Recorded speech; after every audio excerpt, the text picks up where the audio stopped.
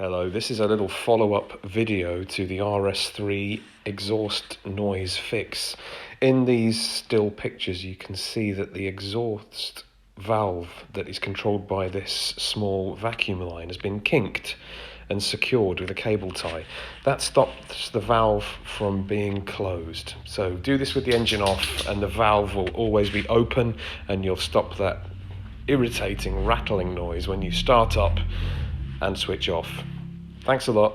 Bye for now.